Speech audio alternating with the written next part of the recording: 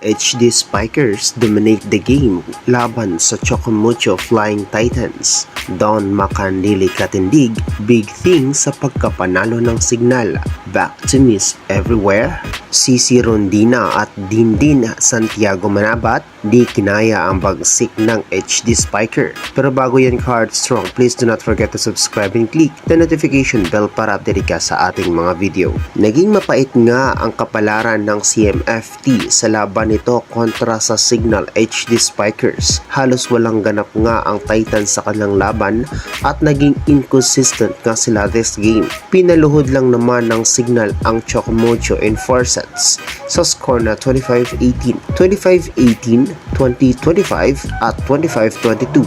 Sa unang set pa lang ay kita na sa CMFT ang pressure sa laban kontra Signal. Halos na parami nga ang kanilang errors at hindi nga nila nadidikitan ang kalamangan ng Signal. Lumobo pa nga ang kalamangan nito nang pinagana muli ni Kayuna ang kanilang mga spikers, especially sa mga rallies nila na nako-convert into points. Kaya't this set ay nakuha nga ng Signal ang panalo, 25-18. Sa set 2 naman ay tila parang walang pinagbago ang kanilang galawan. Makikita nga sa kanilang galawan ang tense nito sa laro. Hirap na hirap nga sa first ball ang CMFT na naging dahilan para isi-point na lang sa Signal HD Spiker. Sinubukan naman ni Rondina na habulin ng puntos, subalit hindi na ito hinayaan pa ng Signal kaya't nakuha nito ang panalo 25-18. Subalit pagdating sa third set ay nagkaroon na ng adjustment ang CMFT.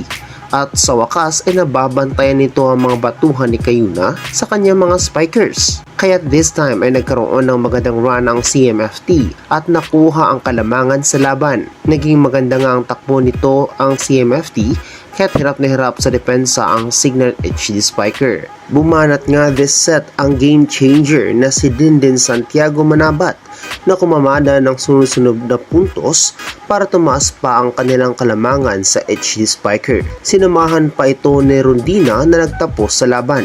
Sa pagsapit nga ng 4th set, tila marami nga ang nag-aakala na kakayanin ng CMFT na ma-reverse win ito ng Obe. Subalit hirap nga silang makuha ang momentum sa laban kontra sa Signal kaya't ganun na nga lang katumaas ang kalamangan ng HD Spiker. Mas tumaas pa ang level ni Don Makandili katindig sa kanyang mga digs at nagiging dahilan nga ito sa solid points ng Signal. Gumana rin ang mga middles ng HD Spiker na sina Acuña at Meneses na mas nagpahirap palalo sa CMFT kaya't mas nakuha na nga ng Signal ang momentum at naipanalo ang first set 25-22. Hirap na hirap nga ang CMFT sa kanilang depensa, especially sa kanilang mga first ball. Mukhang hindi nga napaghandaan ng CMFT ang Signal kaya't halos silang lahat ay hindi rin maganda ang depensa. Kahit nga ang kanilang mga services ay napaparami din ang mga errors. Isa rin sa mga rason kung bakit hirap ang CMFT ay dahil kay Don Makandili katindig na halos nababantayan nito ang cross-court hit ni Rondina at Tubino. Plus napakaganda rin ang mga setting distribution ni Kayuna kaya't litong-lito nga ang CMFT sa galawan ng HD Spiker. Ikaw Card Strong, anong masasabi mo sa laban ng CMFT at Signal HD Spiker? Comment your thoughts below. Please do not forget to subscribe and click the notification bell para update ka sa ating mga video.